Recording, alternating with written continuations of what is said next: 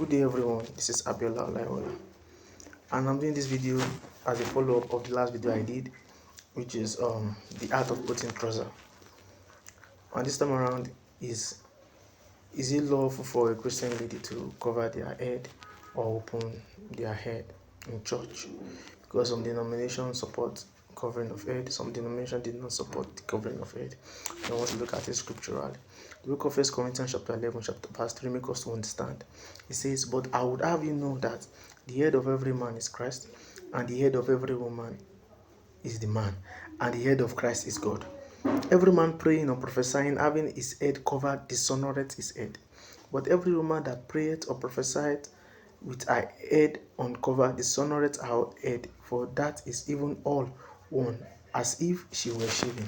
Here in the church in Corinth and the culture in Corinth, this is a Roman culture. If you are married, you have to cover your head to signify you are a married woman. Just as there's this marriage band, this ring we used to put on this our left ring finger, our left hand, which signifies we are married. So here in the book of Corinth, the Bible makes us understand that if you are a Christian and you come to church and you are preaching, the word prophesying there is preaching, receiving, declaring the message from God. Now said, and if you are prophesying with your head uncovered, you dishonor your husband. It's just as if your head is shaved. And the essence is that if you are not married, you have to open your head so people will know that you are available for marriage. It's a cultural context.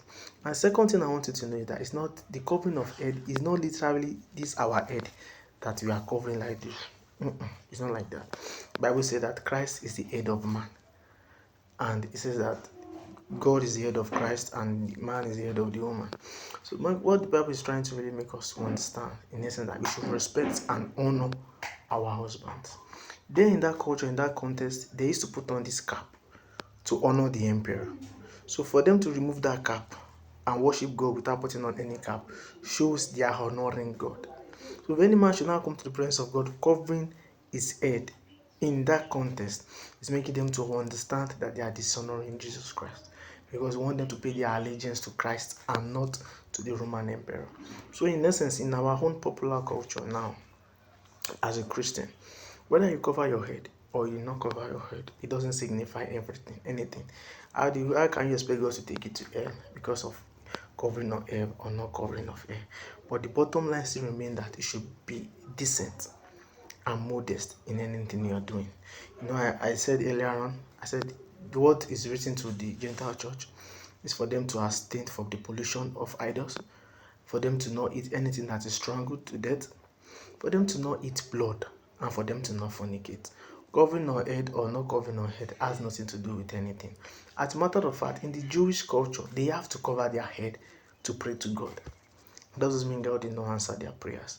So what I'm trying to make you to understand is that I'm not trying to say you should now keep opening your hair and be dishonoring anybody and just be wayward and worldly about it. But what I'm trying to make you understand is that what the Bible is trying to teach us here is for us to respect and honor our husband.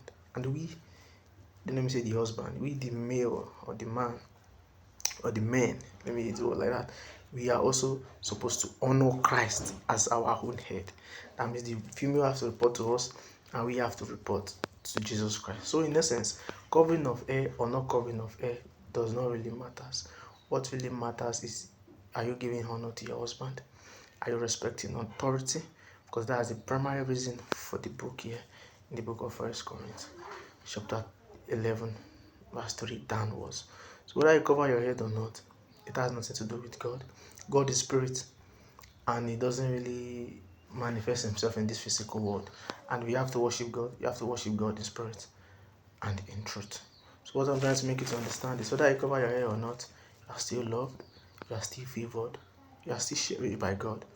But please be modest about the things. Let your dressing, your hairstyle, everything, let it depict to people that you are a child of God. I hope this helps. This is Abiola Olayola. Once again, I love you. Kindly share this video so that it can bless someone else.